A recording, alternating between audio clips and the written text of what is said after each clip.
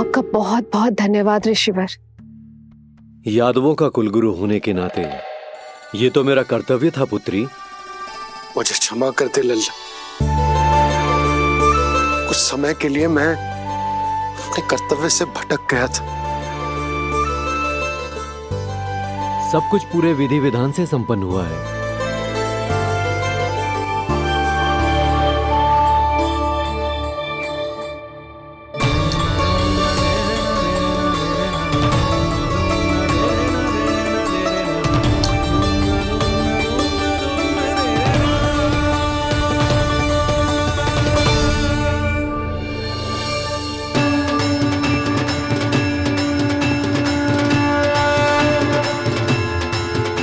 जो नाम मैंने दिया है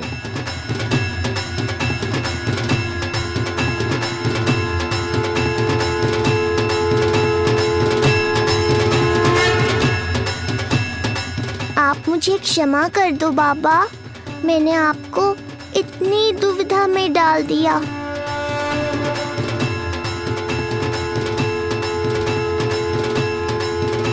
और इस तरह नंद को सब कुछ पता चल गया। आप दोनों चिंता मत करिए, सब ठीक है। अब मैं आपके 6 पुत्रों का श्राद्ध कर्म करूंगा।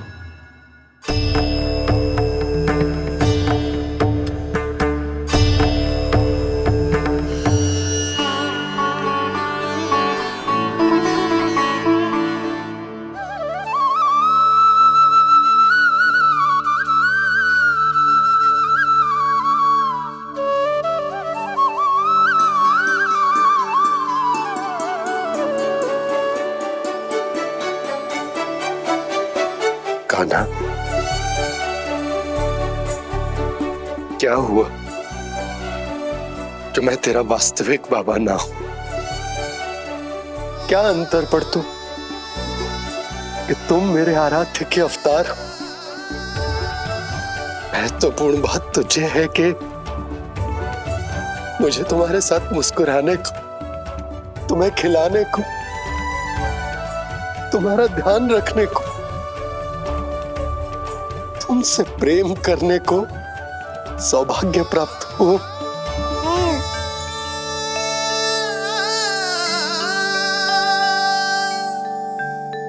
बाबा, सत्य जानने के बाद अब आपको केवल प्रेम ही नहीं करना है, मुझे डांटना भी है जब मुझसे कोई भूल हो जाए या मैं कोई शरारत करूं। तुमने मुझसे कुछ कही कान्हा, पर ये सब जानने के बाद तुम्हें कैसे डांट सकता हूं? बताओ ना कि कैसे मैं तुम्हें ये कहूं? वो सब आप मुझ पर छोड़ दो बाबा, शीघ्र ही जीवन की माया आपको अपने प्रभाव में ले लेगी और आप ये सब भूल जाओगे। पर जब जब मेरी दिव्यता की झलक संसार को मिलने वाली होगी और मेरा सत्य मैया को पता चलने वाला होगा, तब तब आपको इसका स्मरण हो जाएगा। इसका अर्थ है कि गुरुवर ने सही कहा था। श्री हरि की आंखों में भी आंसू आ गए थे, ममता के लिए तरसने लगे थे वो। इसीलिए उनके इस अवतार का मुख्य उद्देश्य है माँ की ममता का अनुभव करना। ये सत्य है कि इस अवतार का मुख्य उद्देश्य माँ की ममता का अनुभव करना। वो तो है बाबा, पर उसके साथ साथ आपका प्रेम पाना भी है। जानते हो, किसी संकट की स्थिति में आपको सब कुछ स्मरण क्यों आएगा? ताकि आप मैया को सत्य पता चलने से रोक पाओ। बोलो बाबा, आप मेरी सहायता करोगे ना?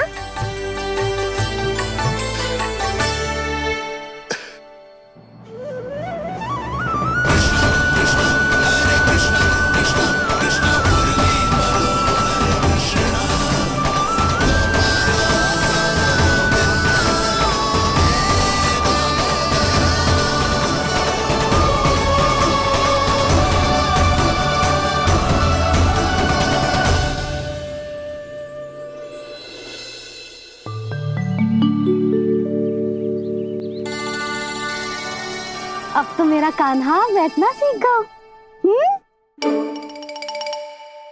अब आगे से मैया कार्य करेगी तो कान्हा मैया के निकट ही बैठेगा। कितनी अच्छी तरह से बैठने लगो मेरा कान्हा। तेरे बाबा कुछ अधिक ही व्यस्त हैं आज।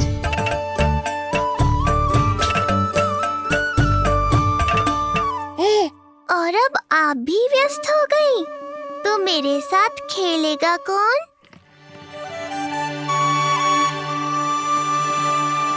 लल्ला, कान्हा, लो भाभी, खिले हुए फूल भी ले आई हूँ और शीघ्र ही जाके तरकारियाँ भी ले आऊंगी। अच्छा हुआ जानकी आ गई, अब यही खेलेगी मेरे साथ। अरे जे क्या, फिर से पानी निकाल रहे हो? बस बस कान्हा, अब खेल में मत लगा मुझे, बहुत सारे कार्य पड़े हैं करने को। ये भी कार्य करने चली गई, अब मैं क्या करूं?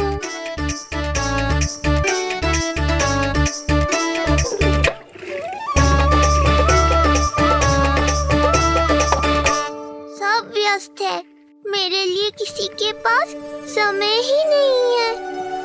लगता है इनका ध्यान बटाने के लिए अब मुझे कुछ करना ही होगा।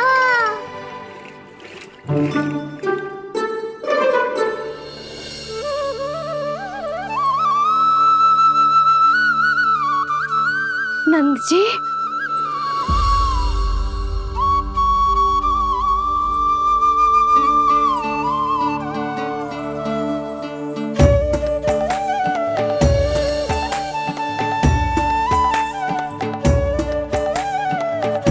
जानकी, देखो मेरा लल्ला पहली बार घुटने के बल पे चल रहा है।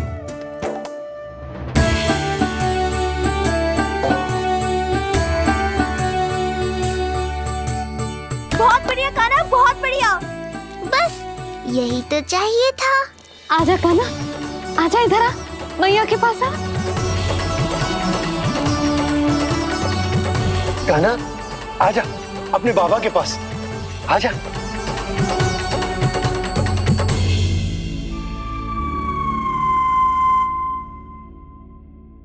मैंने कहा था ना बाबा, शीघ्र ही आपको सांसारिक माया जकड़ लेगी और आप सब भूल जाओगे।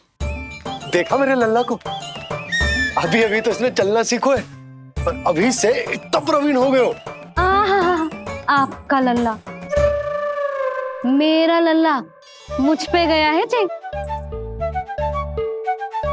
इसीलिए तो इतनी शीघ्र इतना प्रवीण होगा, है ना लल्ला? आज लल्ला, आजा अपने बाबा के पास, आजा।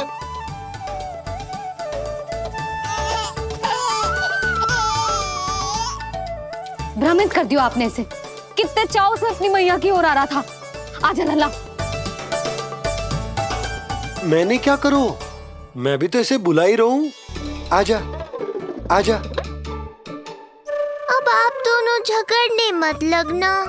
लल्ला जिससे अधिक प्रेम करते है ना, उसी के पास जाएगा, देख लियो। यशोदा, ये तुम कैसे प्रतियोगिता लगा रही हो? क्यों, आपको विश्वास ना है कि लल्ला आपसे भी उतना ही प्रेम करता है और आपके पास भी आ सकता है? या फिर हारने का भय सता रहा है आपको? बिल्कुल ना, कान्हा आएगा तो अपने बाबा के पास, आजा। जे हुई ना बात, अब देखते हैं कौन जीतेगा। आजा कान्हा, आजा कान्हा, अपनी प्यारी मैया के पास आजा। बाबा की उंगली पकड़ी थी ना तूने, तूने साथ देने का वचन दिया था। आजा अपने बाबा के पास। अरे ये कैसे धर्म संकट में डाल रहे हो आप दोनों मुझे? कान्हा अपने मैया के पास आएगो, है ना? आजा। नहीं, कान्हा अपने बाबा के पास आएगो, आजा। लगता है नंद भैया ही जीतेंगे आज। तुझे बड़ा पता है नंद भैया ही जीतेंगे आज। कान्हा मुझे छोड़ के कहीं और जा ही ना सकता। और तू तो तरकारी लेने जा रही थी ना, जा। हाँ हाँ, बस जा ही रही हूँ।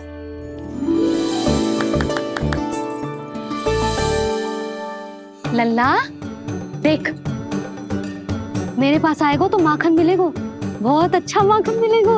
आजा। कान्हा, मेरे पास आएगो ना तो बहुत अधिक माखन मिलेगो। आजा आजा आजा।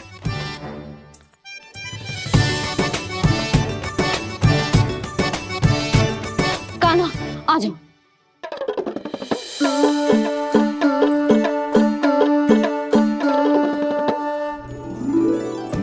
जानकी के पीछे जा रहा है, कहीं से जानकी से अधिक प्रेम तो ना होगा? ना लल्ला ना। क्यों रे लल्ला, जे करेगा तू मेरे साथ है? यशोदा, ये सब परिहास की बात, सबका कोई विशेष अर्थ ना है। कहीं ऐसा तो ना है क्योंकि मैं आजकल इस पर अधिक ध्यान न दे पा रही तो इसे जानकी से लगाव होगा है? क्योंकि सारा दिन तो मैं कुछ ना कुछ कार्य करती रहती हूँ। सुनो जी, इसे भ्रम तो ना होगा कि इसकी मैया है कौन? यशोदा, ऐसा कभी हो सकता है क्या? तुम कुछ अधिक ही सोच रही हो। वही तो, किसी संतान को अपनी मैया के बारे में भ्रम हो ही नहीं सकता। ना, जे आपके पीछे भी चला जाता ना तो ठीक था, किंतु जे तो जानकी के पीछे चला गया।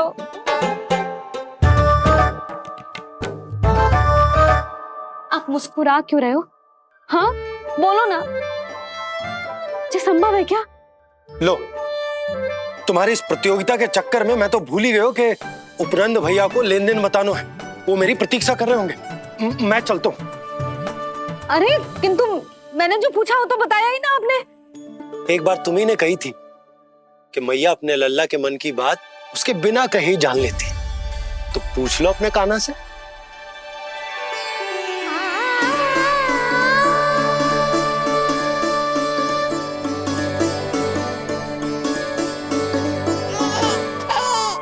कान्हा अब तो बाबा चल।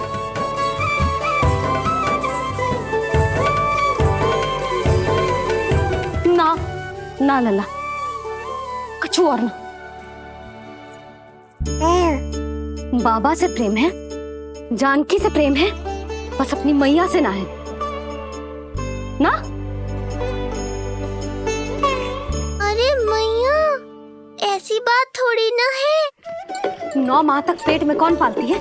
मैया। दूध कौन पिलाती है? मैया। देखभाल कौन करती है? मैया। बस उसी मैया से प्रेम ना है, से सभी से प्रेम है तुझे। तो ठीक है फिर, अब बात भी उन्हीं से करियो।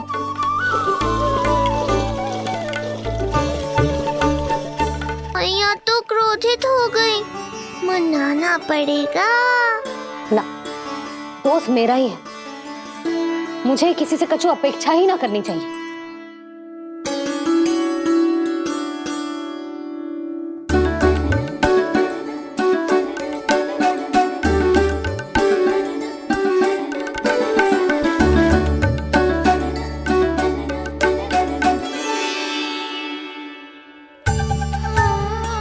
आहा, अब स्वयं को प्रेम चाहिए तो चापलूसी कर रहे हो?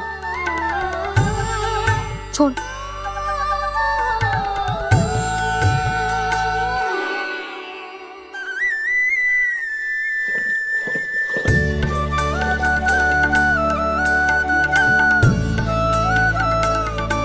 ना, अब बिल्कुल ना आऊंगी तेरे झांसे में। तू और तेरे बाबा दोनों एक समान हैं। पहले क्रोधित करेंगे, फिर मनाने चले आएंगे। जब मैंने तुझे बुलाया था तो जानकी और बाबा की ओर चला गया। अब क्यों आ रहा है मेरे पास? जा, उन्हीं के पास जा।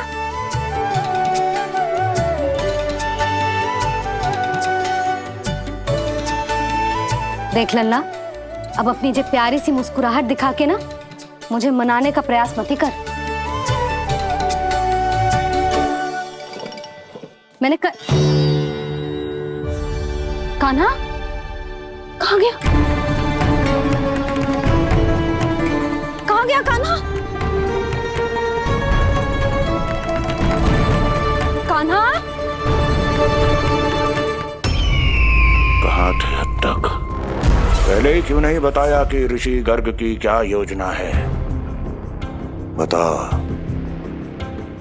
क्या देखा, क्या सुना? महाराज मैंने पूर्ण प्रयास किया किंतु मुझे कुछ भी नहीं सुनाई दिया। दबाव बढ़ा।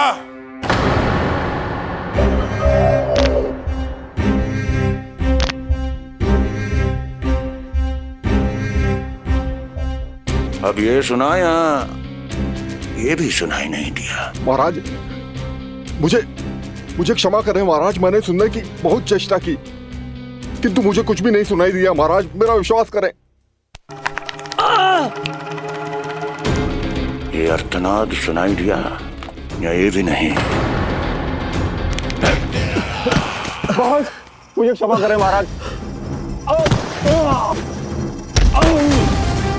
उत्तर दो, अब सुनाई दिया? तो फिर वहां क्यों नहीं सुनाई दिया?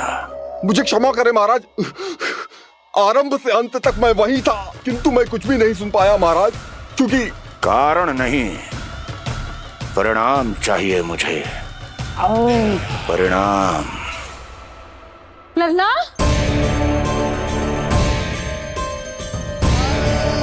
लल्ला कहाँ छुप गए तू? कान्हा, कान्हा, सामने आजा मेरे लल्ला। कहाँ है?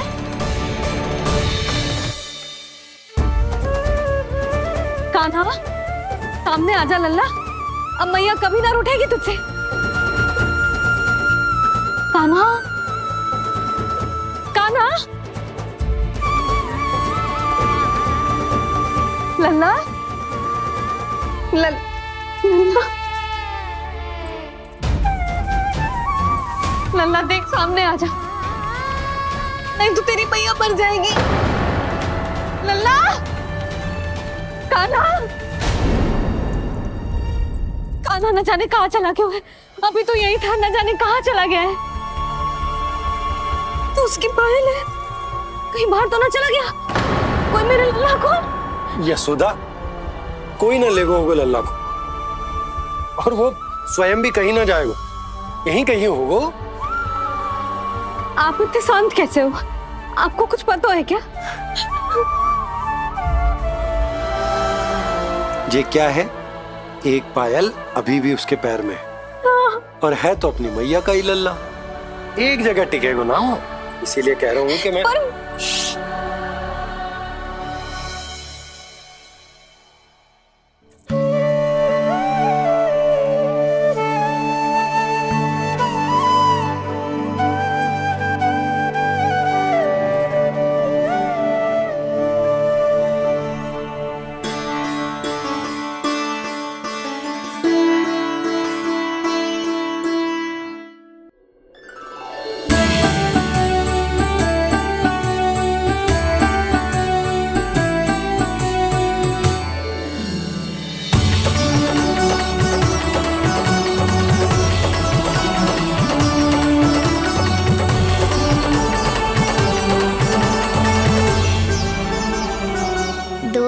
बाद ढूंढ लेते मैया बाबा, माखन तो चख पाता मैं।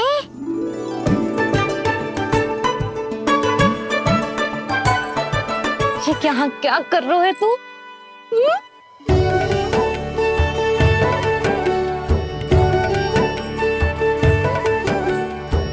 आज ही घुटने के बल चलना सीखो है और आज ही अपनी मैया को दौड़ा दियो तूने।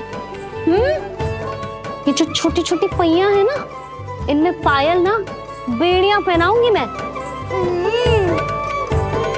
कही थी ना मैंने, तुम व्यर्थ ही घबरा रही हो, और इतना घबरा गई कि घबरा के आकाश सर पे उठा लियो। मैंने आकाश सर पे उठा लियो, और वो भी व्यर्थ में? मेरे कहने का अर्थ जे ना है यशोदा, व्यर्थ ना, मैं तो केवल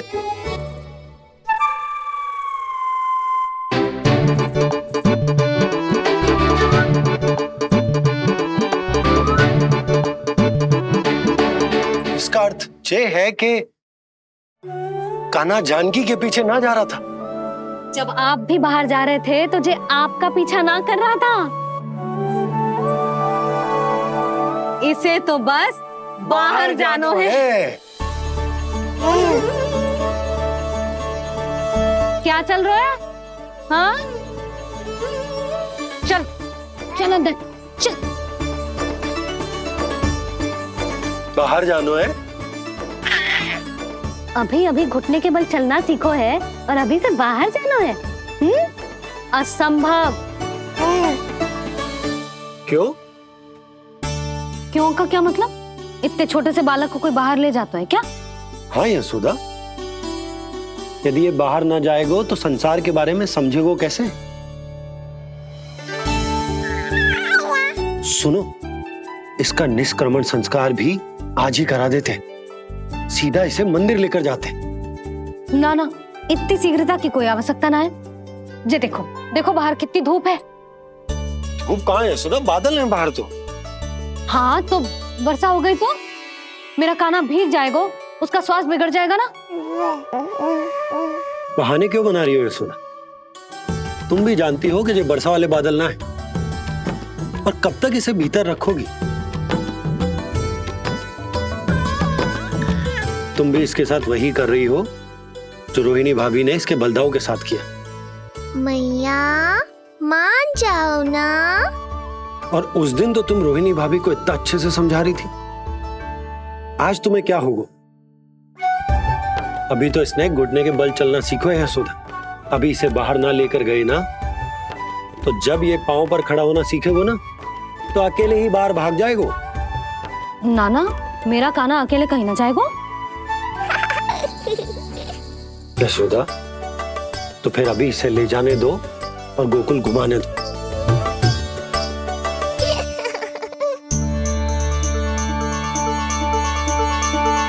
देखा लल्ला, आज्ञा मिल गई। अब आज पहली बार लल्ला और बाबा बाहर जाएंगे घूमने के लिए। चल, आज बाबा और लल्ला पहली बार बाहर जाएंगे। हाँ, चलो। रुको, आपको क्या लगा था कि मैं लल्ला को अकेले छोड़ दूंगी? जहां जहां कान्हा जाएगा वहां वहां उसकी मैया भी जाएगी। कभी तो नंद और नंद लाला को एक साथ समय बिताने दिया करो। कुछ कही आपने? नहीं। तो बस फिर गौशाला से आरंभ करेंगे, फिर गांव घुमा के मंदिर ले जाएंगे इसे। मैं एक्शन में आई। देखा, अभी तो तेरी मैया मंदिर भी जाने को तैयार ना थी, और अब तुझे पूरा गांव घुमाने के लिए तैयार हो गई। इससे पहले कि इनके मस्तिष्क में कोई नया विचार आ जाए, यहाँ से चले चलो बाबा, शीघ्र चलो। दया कीजिए, दया निदान, क्षमा कर दीजिए। कितनी बार तुझे गर्ग ऋषि के आश्रम भेजा, तू वहां कुछ नहीं सुन पाया। गर्ग ऋषि यहाँ आया, तू यहाँ कुछ नहीं सुन पाया। जब तू कोई कार्य करने योग्य ही नहीं, तो फिर तेरा क्या? स्मरण करें महाराज, स्मरण करें कि आपको भी एक नाम बार बार सुनाई देता था। आप अपने कानों पे हाथ रख के यहाँ वहां घूम रहे थे, छटपटा रहे थे, किंतु हम में से किसी को भी उसका स्वर नहीं सुनाई दे रहा था। महाराज, स्मरण कीजिए। कृष्ण कृष्ण कृष्ण कृष्ण कृष्ण। जैसे उस बालक के जन्म के समय आपके कानों में ध्वनियां गूंज रही थी।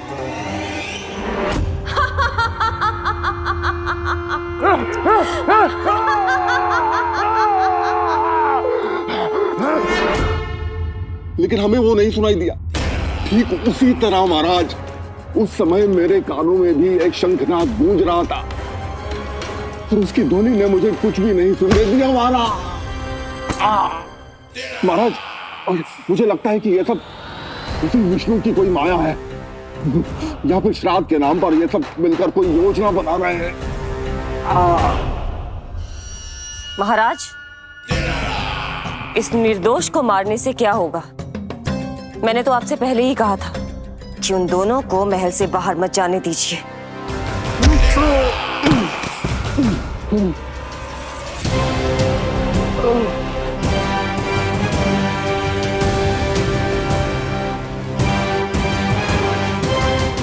सही कह रही हो तुम।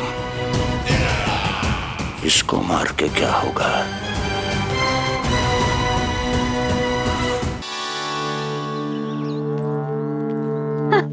कान्हा, ये देख, ये है रामू, तेरा भैया। और ये है सबला, तेरी मौसी।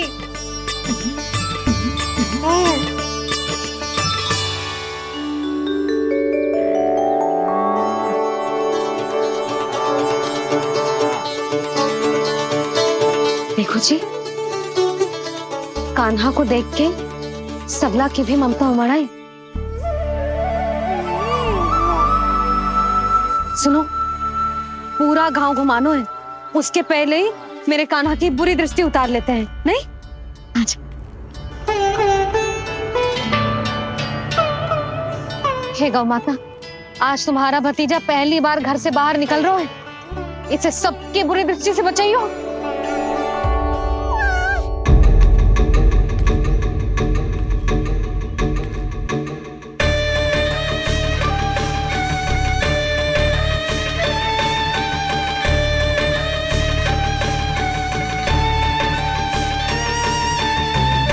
नारायण नारायण।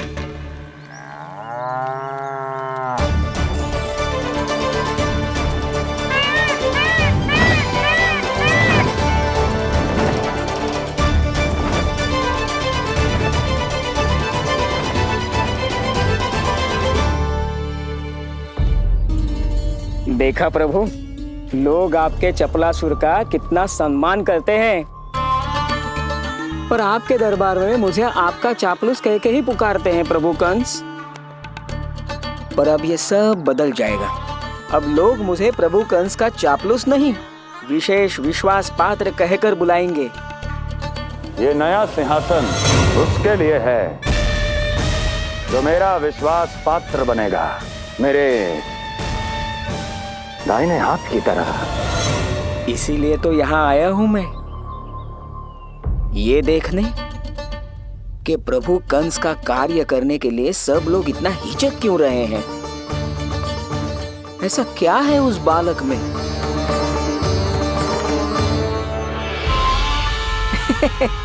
नारायण।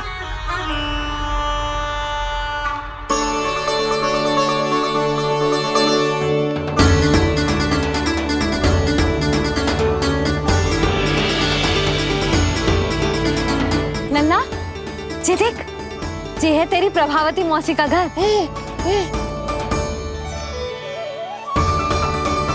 और वो देखो, वो रहा तेरे दाऊ का घर। देख क्या रोए, तेरे दाऊ भी चल रहे हैं हमारे साथ। ये वही है क्या जो चपलासुर से विशेष विश्वास पात्र श्री चपलासुर जी बनने तक की यात्रा में मेरी सहायता करेगा? ताऊ, ताऊ देखो कान्हा आयो है। कान्हा,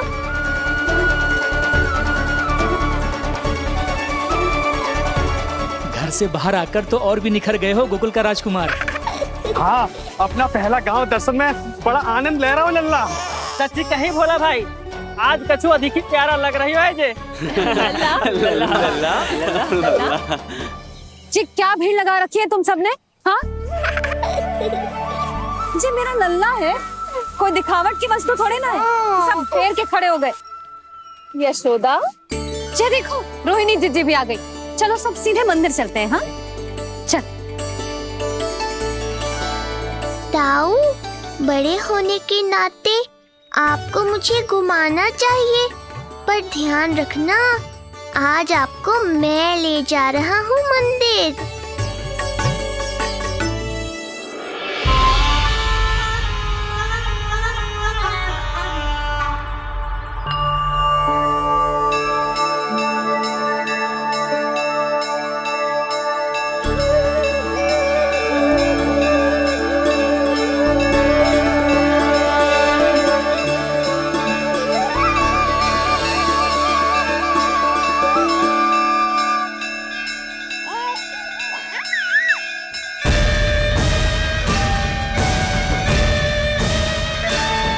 ये कैसे संभव है? ये अवश्य वायु के वेग से ही बच रही होंगी। प्रणाम। आशीर्वाद। आयुष्मान भव।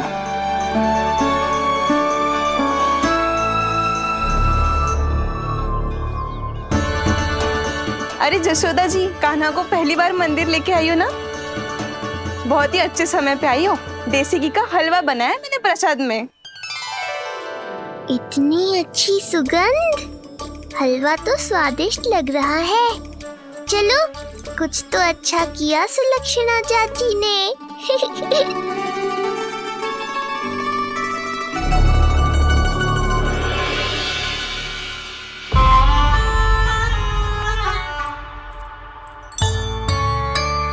ओह, मेरे लिए इतना बड़ा भाग।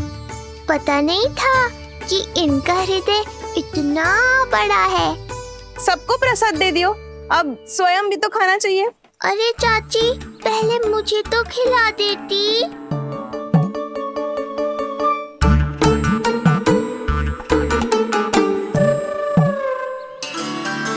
अरे, मैं तो कान्हा को देना भूल ही गई। हाँ? चलो, विलंब से ही सही, मेरा स्मरण तो हुआ आपको।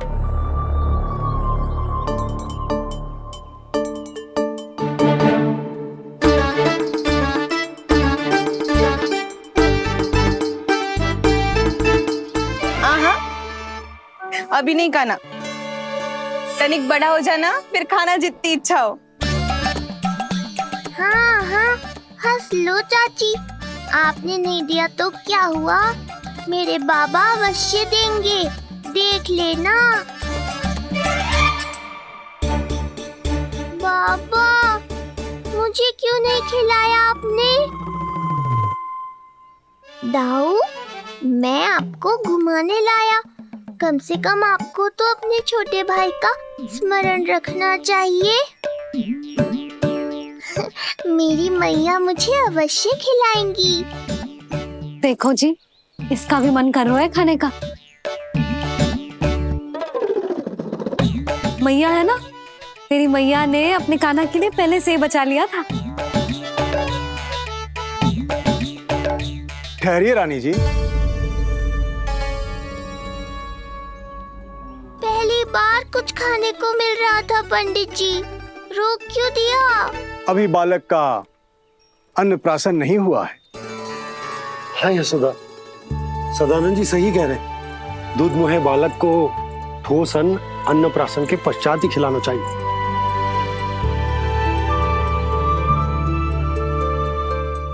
ना लल्ला, तू बस अन्नप्राशन तक रुक जा, उसके बाद तू जो कहेगो ना, तेरी मैया खिलाएगी तुझे।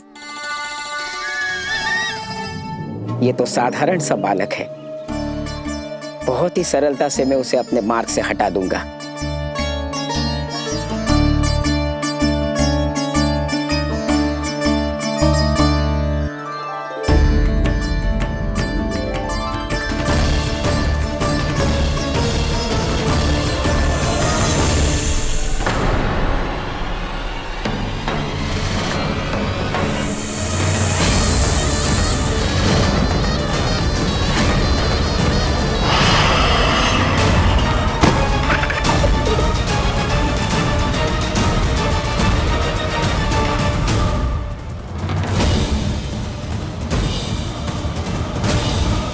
ये क्या था?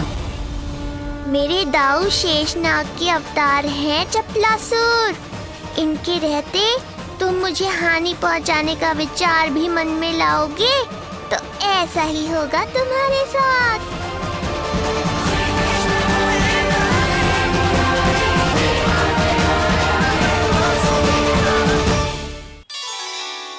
दाऊ, अकेले अकेले प्रसाद खाकर ठीक नहीं किया आपने।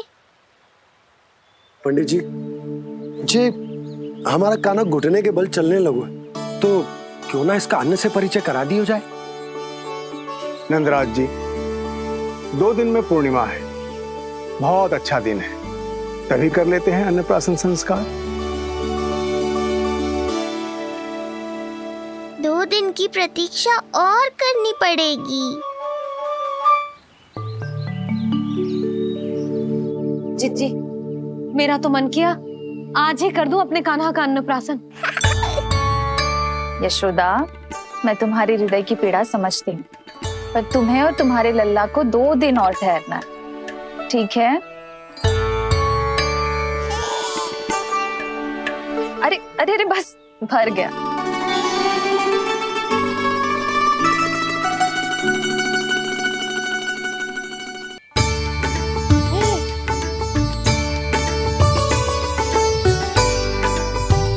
लो जिज्जी।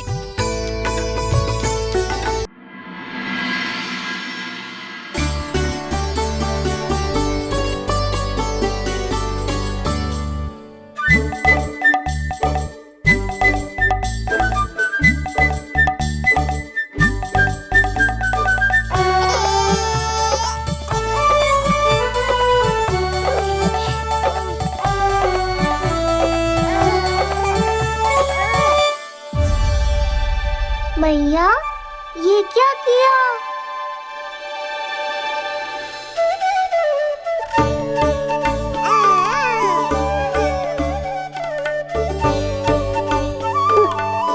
लगता है इसे माखन से अधिक ही प्रेम हो गया।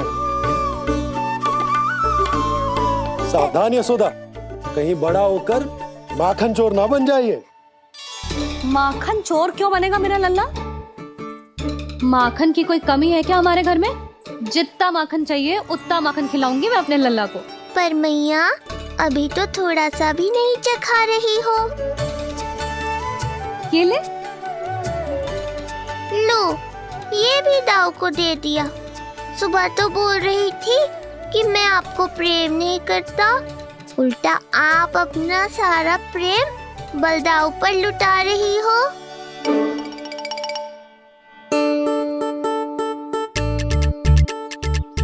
सुनो जी, कान्हा के चारों ओर सिरहाने लगा दो ना, नहीं तो जी फिर से इधर उधर चला ना जाए। अच्छा सुझाव दिया तुमने। अभी लाए।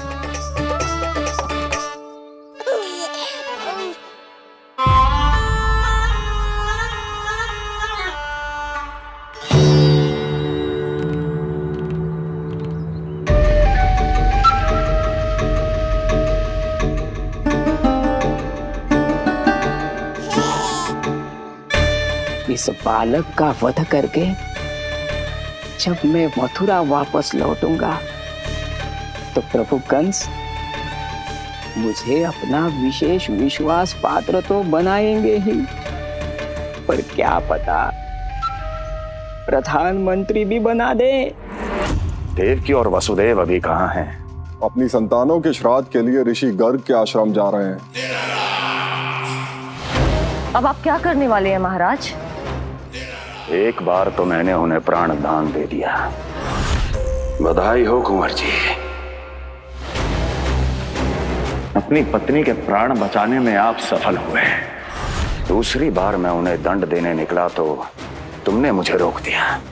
बुद्धि बल का प्रयोग कीजिए स्वामी, शारीरिक बल की आवश्यकता नहीं। किंतु एक ही भूल को बार बार नहीं दोहराएगा कंस। मथुरा नरेश कंस के इस महल से वसुदेव और देवकी जीवित बाहर नहीं निकलेंगे, केवल उनके शव।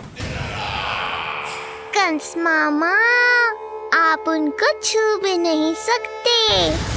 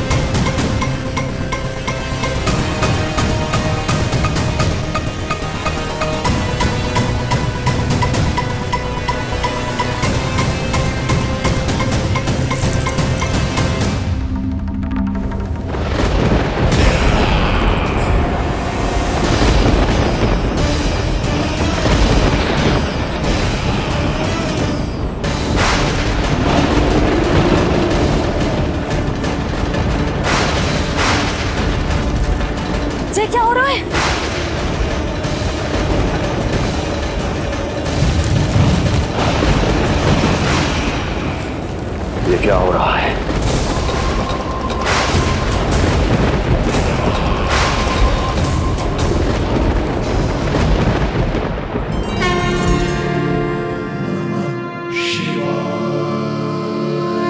क्या हुआ प्रभु? आप अचानक इतने चिंतित क्यों हो गए? कृष्ण ने अपने पांव का अंगूठा अपने मुख में रख लिया है देवी। इसमें चिंतित होने की कोई बात नहीं है प्रभु। ऐसा तो हर बालक कभी ना कभी करता ही है। तो सखा कोई साधारण बालक नहीं है देवी पार्वती, तो भगवान है। यदि वो ऐसे ही अपने अंगूठे को मुख में रखकर खेलते रहे तो अवश्य ही आ जाएगी। कौन आ जाएगी प्रभु? प्रलय आ जाएगी देवी, प्रलय आ जाएगी देवी। हे नारायण जी, क्या हो रहा है?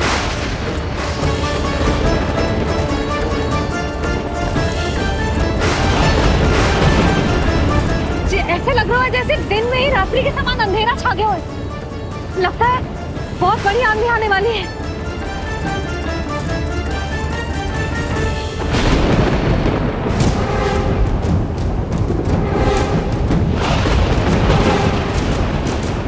ये भीषण आंधी, ये मूसलाधार वर्षा, तुम दोनों ने ऋषि गर्ग के साथ मिलकर अवश्य कोई योजना बनाई है ना? बोलो बोलो, क्या है वो योजना? बोलो।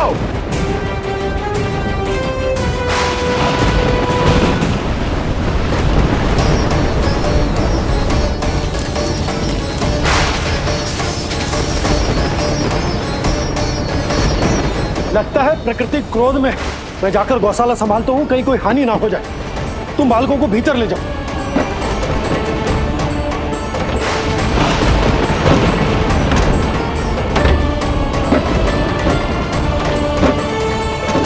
जी द्वार और झरोखे बंद करते हैं। हाँ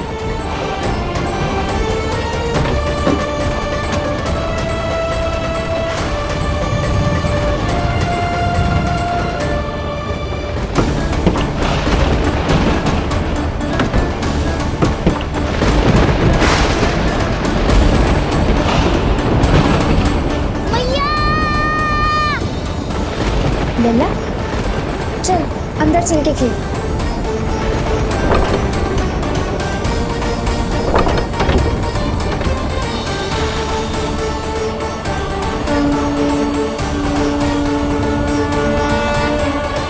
आपके सखा तो ध्यान निद्रा में चले गए हैं प्रभु। इनकी ये अंगूठा चूसने की सामान्य सी क्रिया का कितना घातक प्रभाव पड़ रहा है, इन्हें तो पता भी नहीं है। चाहे जानबूझकर की जाए या अनजाने में हो, सखा की हर लीला के पीछे कोई ना कोई उद्देश्य अवश्य छिपा होता है। पर ऐसा लगता है देवी जैसे उनकी इस लीला के पीछे एक नहीं अनेक उद्देश्य छिपे हैं।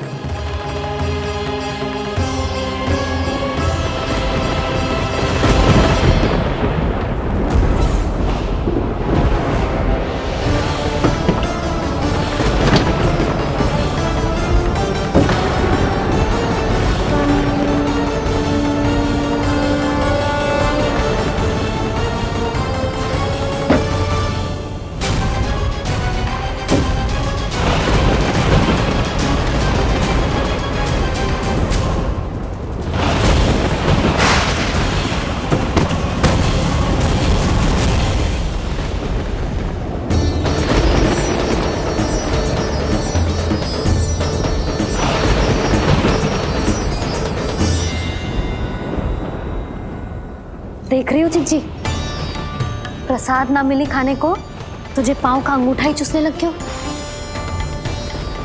कान्हा ये क्या कर रहे हो है? अंगूठा मुंह से निकाल दे लल्ला।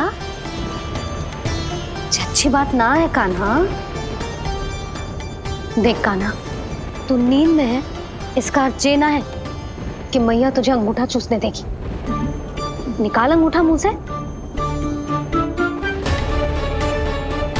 आज तो बड़ी शीघ्र इतनी गहरी निद्रा में सो गए हो तुम।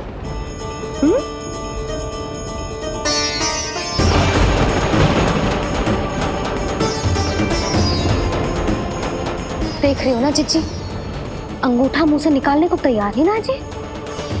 ऐसा क्या आनंद मिल रहा है।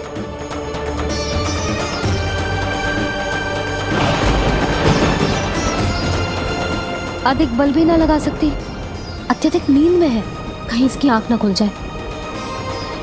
रानी भाभी, लगता है तीव्र वर्षा होने वाली है। मैं और भोला भैया के साथ तक ले निकल रहे हैं।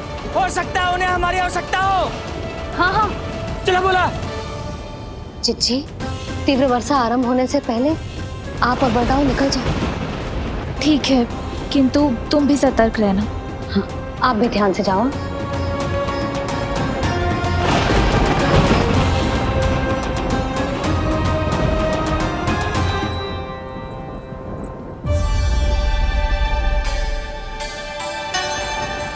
हे नारायण, वस्त्र बाहर सूख रहे हैं और तेरे अन्नप्राशन वाले चावल भी रखे। भीतर करना होगा ना चिचान की भी।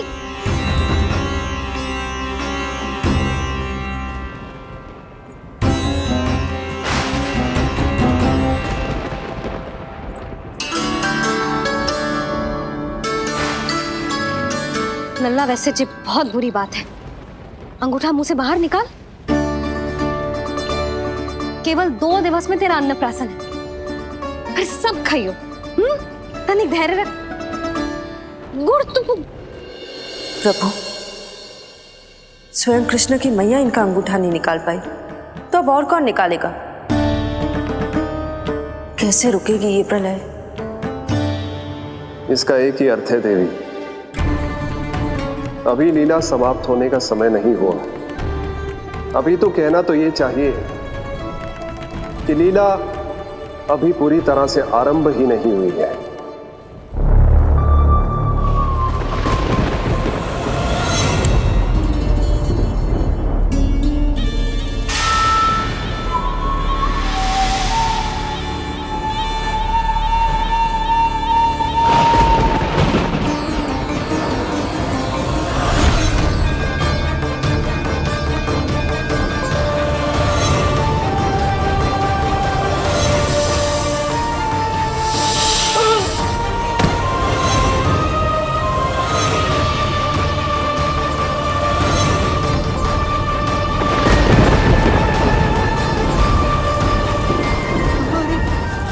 कंस ने प्रलय बुला ली, कंस ने प्रलय बुला ली।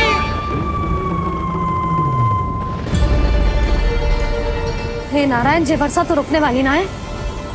जे गुड़ और गेहूं भीतर रख देती हूँ।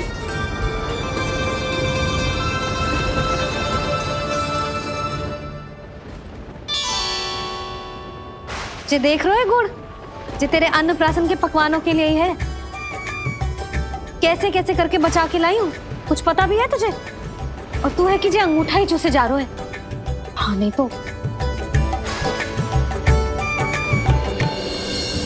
किंतु आज प्रलय भी आ जाए तो कंस की तलवार का वार रोकने में असमर्थ होगी।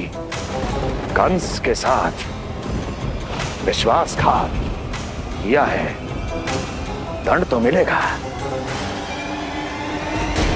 महाराज, वायुमंडल में अचानक आए इस परिवर्तन का हमसे कोई लेना देना नहीं है। हम तो बस अपनी संतानों के श्राद्ध के लिए जा रहे थे। मूर्ख हूं मैं, मूर्ख हूं मैं। कंस एक मूर्ख है, मूर्ख हूं मैं। अब अच्छी तरह जानता हूं मैं, श्राद्ध केवल एक बहाना है। किंतु सत्य यह है कि तुम और वो ऋषि गर्ग मिलकर मेरे विरुद्ध एक षड्यंत्र रच रहे हो, और ये तुम्हारी योजना है। भैया, ये आप क्या कह रहे हैं? कैसा षड्यंत्र, कैसी योजना? हम तो केवल श्राद्ध के लिए गए थे। बहुत अवसर दिए मैंने तुम दोनों को, किंतु तुमने बार बार बार बार बार बार मुझे मूर्ख बनाया। इसलिए अब मैं अवसर दूंगा अपनी इस तलवार को।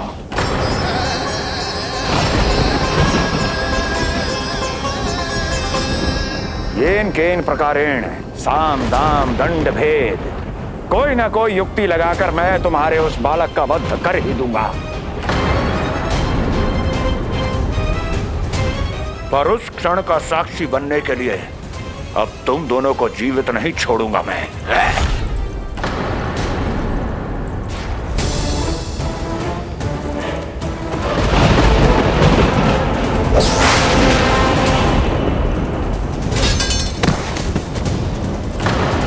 स्वामी,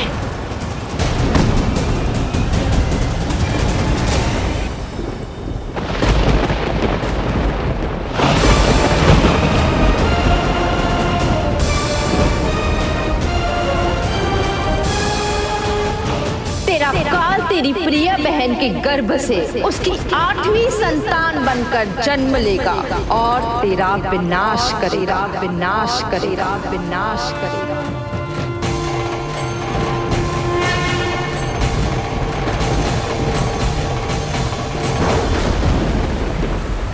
प्रलय आने वाली है, प्रलय आने वाली है, प्रलय आने वाली है।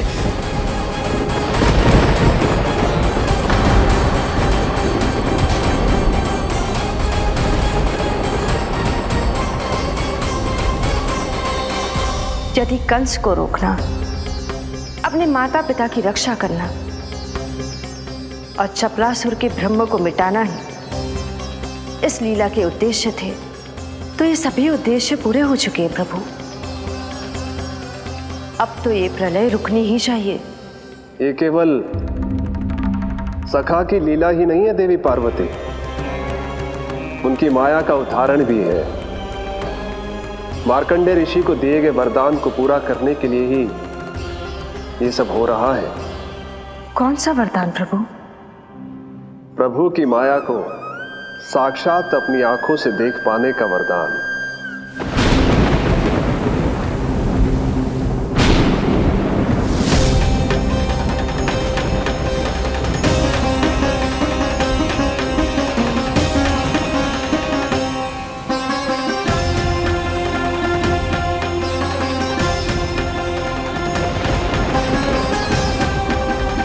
हे नारायण, क्या ये प्रलय है?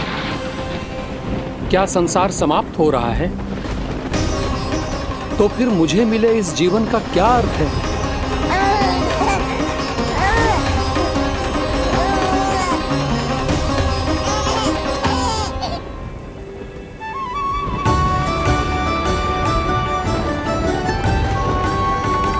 ये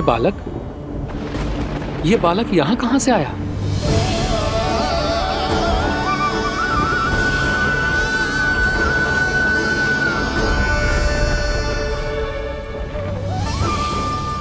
सोते हुए कितना निर्दोष लगता है जी। चारों ओर जल ही जल है, सब कुछ प्रलय में नष्ट हो रहा है, किंतु ये कितना निश्चिंत है ये। परंतु ये अद्भुत बालक है कौन?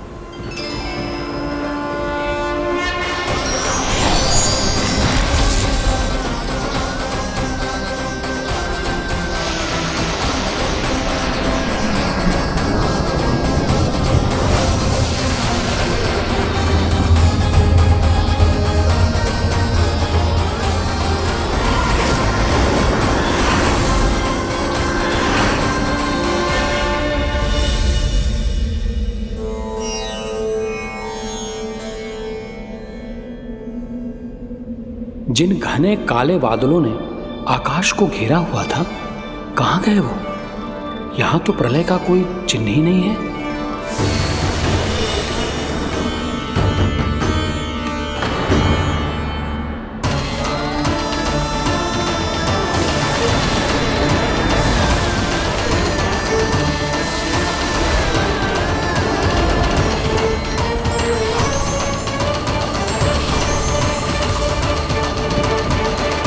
ये आप ही की माया थी ना प्रभु?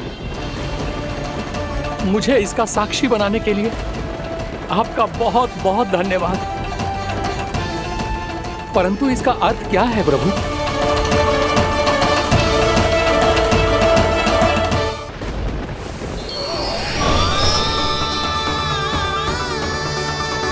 प्रभु,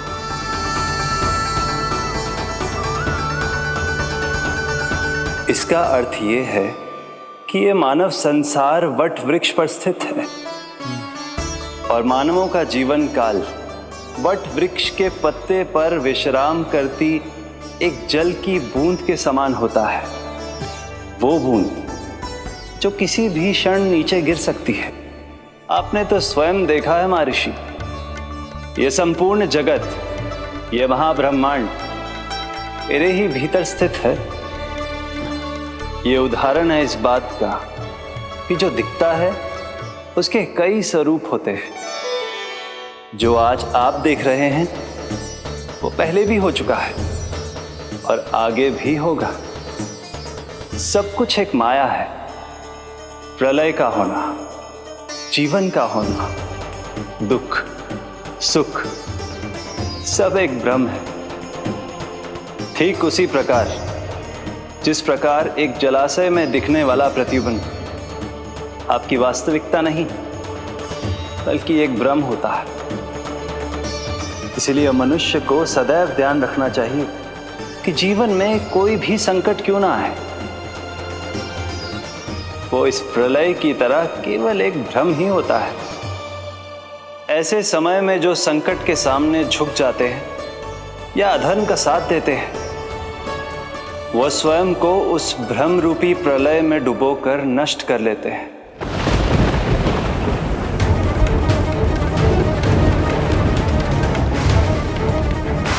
पर जो मेरी शरण में आकर संकटों का सामना करते हैं, वो स्वयं को कठिन से कठिन प्रलय से भी उभार लेते हैं। किंतु प्रभु, सभी व्यक्तियों में संकटों का सामना करने का साहस नहीं होता।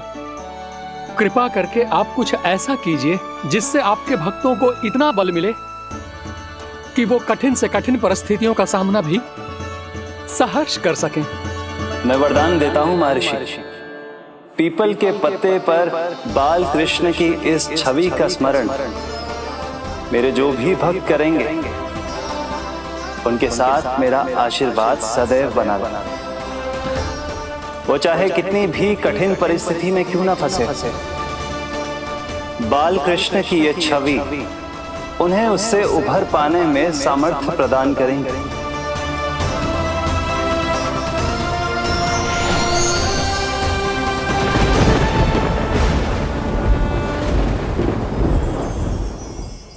अद्भुत।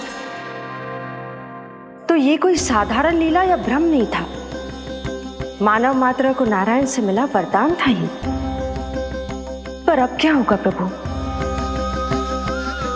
कैसे रुकेगी ये प्रलय?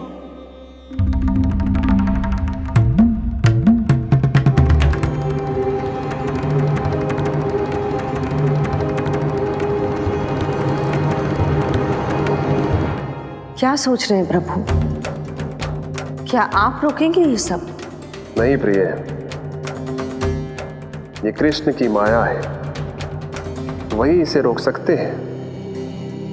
पर मैं अपने सखा से भेंट करने अवश्य जाऊंगा। पर पिछली बार की तरह बिना उपहार लिए नहीं।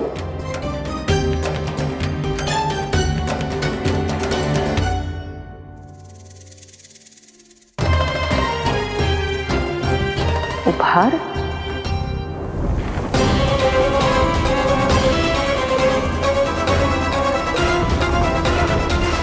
आप तो प्रलय का भी सामना करने के लिए तैयार थे ना भैया?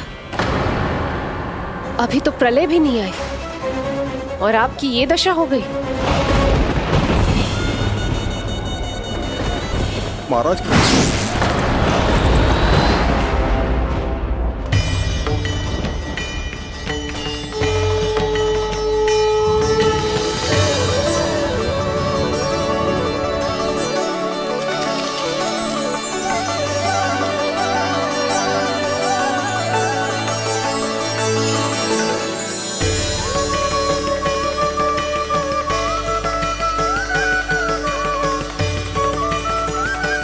महादेव, आप उपहार में ये निष्प्राण वस्तु देंगे अपने सखा को?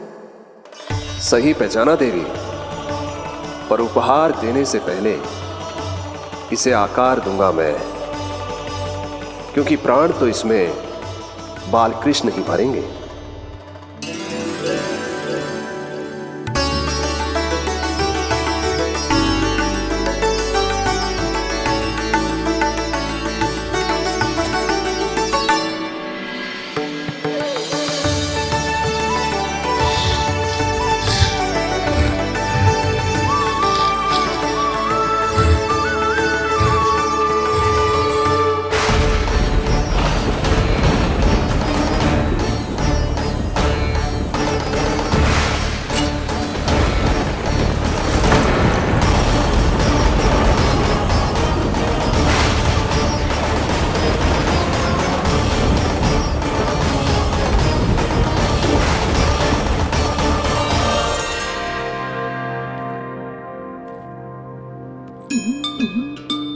मुरली, बस उन्हें मेरा उपहार अच्छा लगे।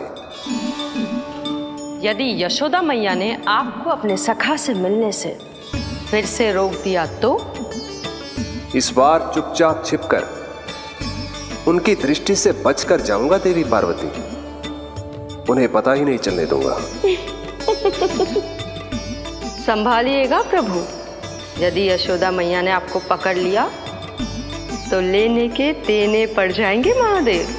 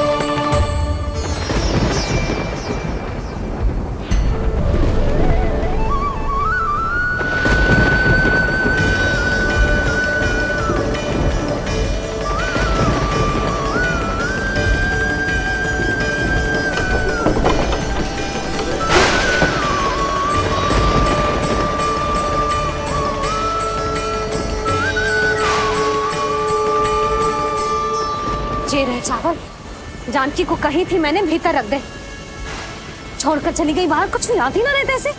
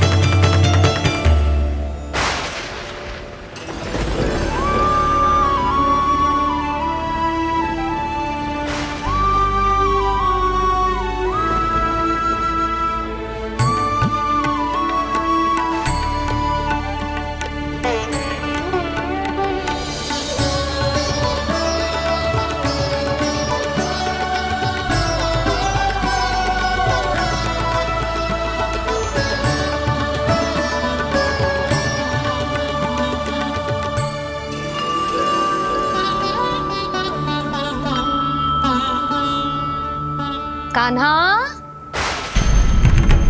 अंगूठा निकाल दे लल्ला, नहीं तो रुक जा, मुझे ही अंगूठा निकालना पड़ेगा तेरा। पूरे वस्त्र भीग गए मेरे, कहीं मेरे कारण इसका श्वास ना बिगड़ जाए। वस्त्र बदल के आ रही है मैया।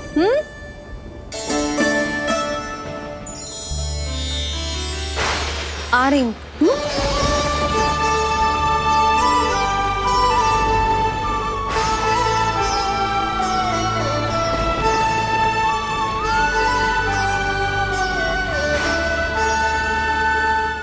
शासन की नींव भय होती है महाराज, और आपका पूरा साम्राज्य भय पर ही टिका हुआ है। यदि आप ही इस तरह से भयभीत दिखाई देंगे तो आपके साम्राज्य को डगमगाने से कोई भी नहीं रोक पाएगा। एक बार आपने ही कहा था ना कि अपनी दुर्बलता कभी किसी को मत दिखाओ। प्रजा को भयभीत कंस नहीं, भयानक कंस दिखना चाहिए, भयानक कंस। अब आप ये सिद्ध कर दीजिए कि भय आपके शत्रु का नहीं, आपका शस्त्र है। महाराजा धीराज, कंस का शस्त्र।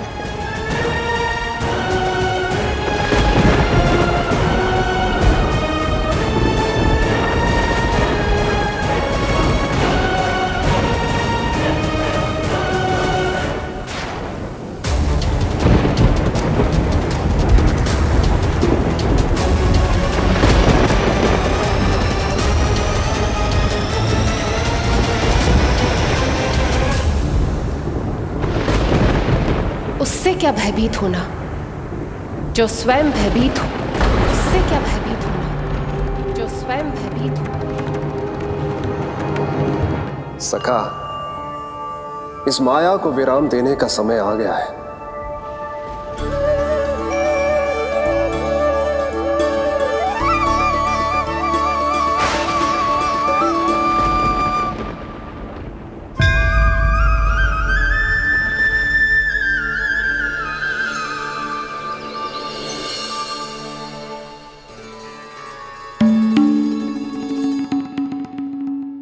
सभी आपके चरण धोकर उसका चरणामृत पीते हैं सखा, और आपने उसी चरण को अपने मुख में रख लिया।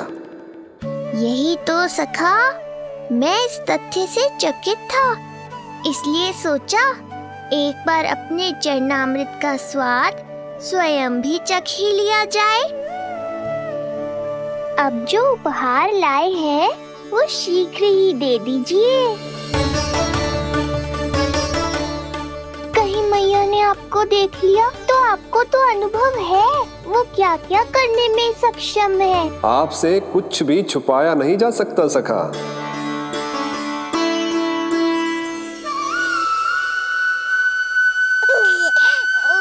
इन अधरों पे पांव के अंगूठे से अधिक ये मुरली शोभा देगी सखा।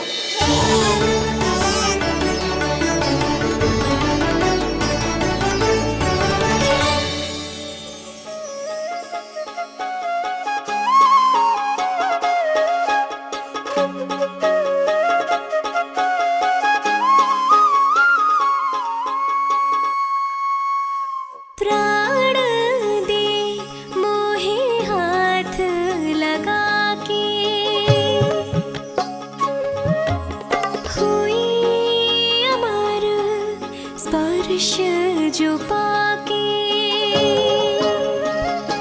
काठी को जीवनमय कर दिया, मधुर हो गई सारी। मन प्रसन्न मेरा तन प्रसन्न, प्रभु आज से मुरली हुई है तुम्हारी। मन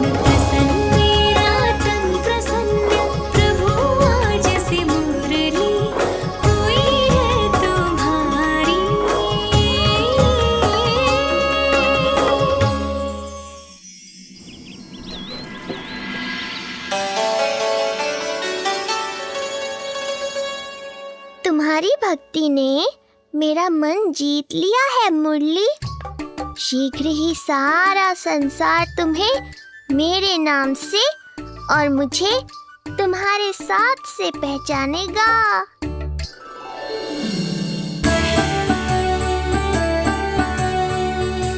प्रभु, मेरे प्रभु, इस अनमोल भेंट के लिए आपका बहुत बहुत धन्यवाद सखा।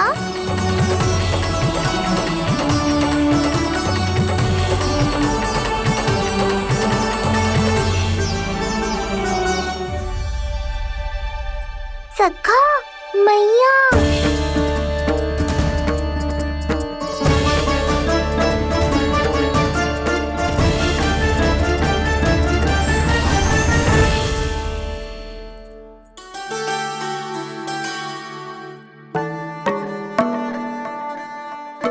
अच्छा जी, तो तूने अपना अंगूठा मुंह से निकाल ही दियो। बड़ा उपकार कियो अपनी मैया पे।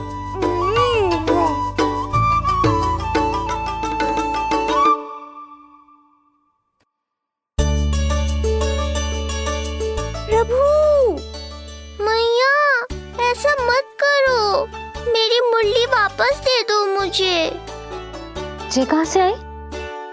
मेरे सखा ने उपहार में दी है। मैंने तो सोचा भी नहीं था मैया कि मेरे अंगूठा मुंह में लेने से इतना सब कुछ हो जाएगा।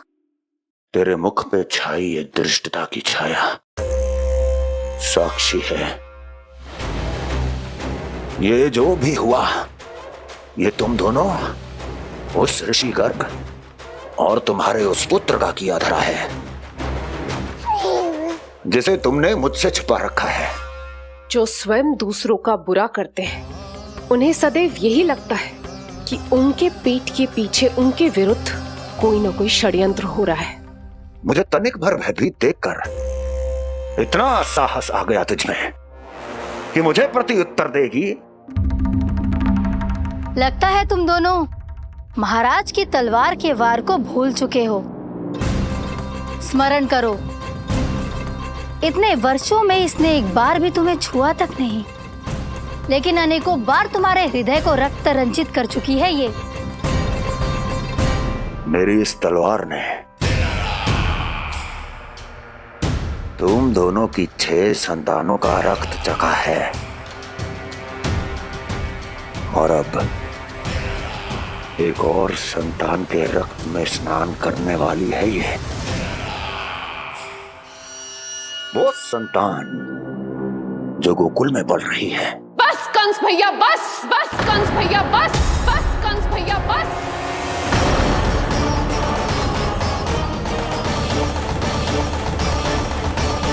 इतना दुस्साहस तू मुझसे ऊंचे स्वर में बात करेगी अपने बड़े भाई के सामने? बड़े भाई जैसे कौन से कर्म किए हैं आपने? और अब जो कुकर्म करने की आप सोच रहे हैं, उसमें भी असफल होंगे आप। देवकी। नहीं स्वामी, आज मत रोकिए मुझे। बहुत सह चुके हैं हम, आप मौन रह लिए, परंतु आज इन्हें सत्य का पता चलना ही चाहिए। भैया, आपको क्या लगता है आप बहुत शक्तिशाली हैं, तो अपना भाग्य बदल सकते हैं? आप भगवान विष्णु का सामना कर सकते हैं। ये भ्रम राक्षस राज रावण को भी था, और यही भ्रम स्वयं को भगवान समझने वाले हिरण्यकश्यप को भी था। पर ना रावण के 10 शीश बचे और ना ही हिरण्यकश्यप का अस्तित्व। पेट चीर के उनके प्राण निकाल लिए थे भगवान ने। तो सोचिए भैया, आपकी क्या दशा करेंगे वो? मैं आज तक ये बात समझ नहीं पाई कि ये आपका अभिमान है या अज्ञान, जो आप भगवान विष्णु का सामना करने चले हैं। देवकी! इस क्रोध का आप कोई लाभ नहीं है भैया। अब तक मैं व्यर्थ ही आपसे भयभीत होती रही, परंतु अब और नहीं। जब हमारी रक्षा स्वयं भगवान विष्णु कर रहे हैं, तो फिर आपसे कैसा भय? जब हमारी रक्षा स्वयं भगवान विष्णु कर रहे हैं, तो फिर आपसे कैसा भय? तू क्यों मुस्कुरा रहा है? अब जे मत ही सोचना कि मैया फिर से अंगूठा चूसने देगी तुझे। अब उसकी आवश्यकता ही नहीं पड़ेगी मैया। पहले आकाशवाणी से सुना था, आज मैं दोहराती हूँ। आपकी मृत्यु भगवान विष्णु के अवतार द्वारा ही होगी। आपकी मृत्यु भगवान विष्णु के अवतार द्वारा ही होगी। आपकी मृत्यु भगवान विष्णु के अवतार द्वारा ही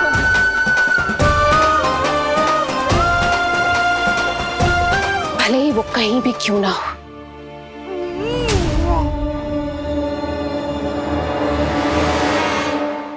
चाहे वो कहीं भी क्यों ना हो, मैं जानता हूं वो कहां है। देवकी, तूने बहुत बड़ी भूल कर दी मुझे चुनौती देकर। मैं चाहूं तो अभी इसी क्षण तुम दोनों का वध कर दूं, किंतु नहीं।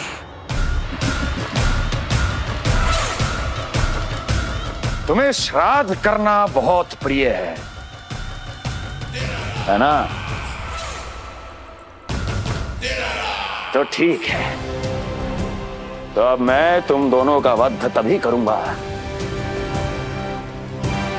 जब तुम दोनों अपनी 8 संतानों का श्राद्ध एक साथ कर चुके होगे।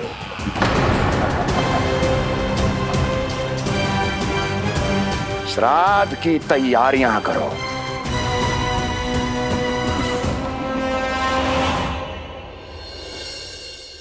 मैया अन्नपूर्णा की कृपा से आज अन्नप्राशन के सभी कर्मकांड अच्छे से हो जाए, भोजन स्वादिष्ट बने और मेरे कान्हा को प्रिय लगे। बस इतना आशीर्वाद दे दो तुलसी मैया। मैया, कहीं उसे ऐसा ना लगे कि उसकी मैया को अच्छा भोजन बनाना आता ही ना है।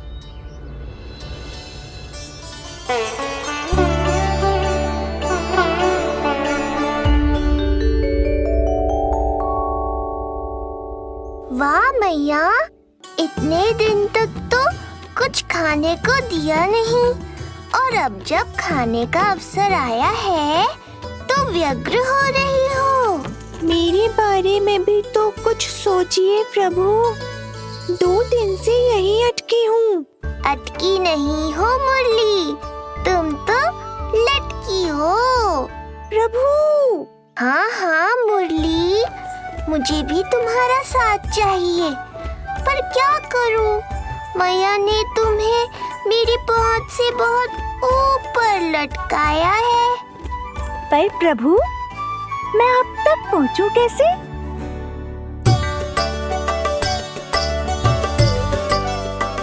प्रभु, सोचिए मत, कुछ करिए।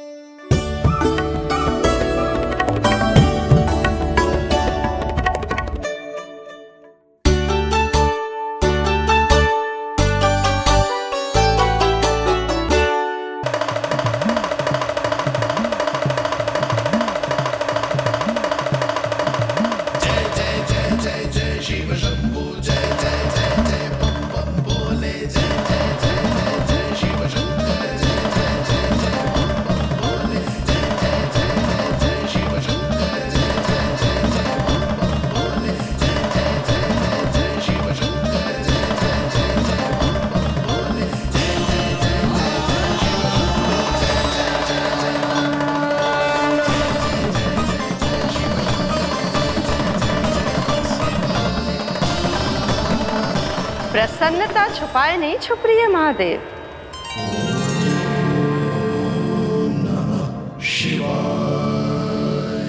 सखा के दर्शन हो और मन आनंद में नृत्य ना करे, ऐसा कैसे हो सकता है देवी? ऐसा दुर्लभ अवसर, वो भी बार बार, सबको थोड़ी ही मिलता है।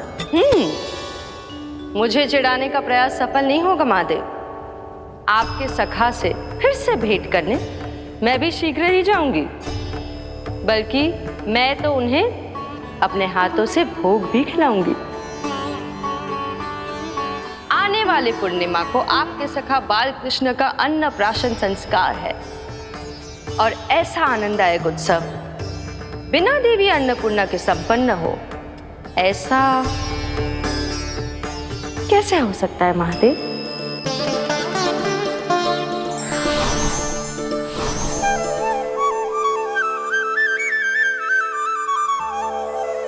प्रभु, 2 दिन से यहीं अटकी हूँ। अटकी नहीं हो मुरली, तुम तो लटकी हो। प्रभु।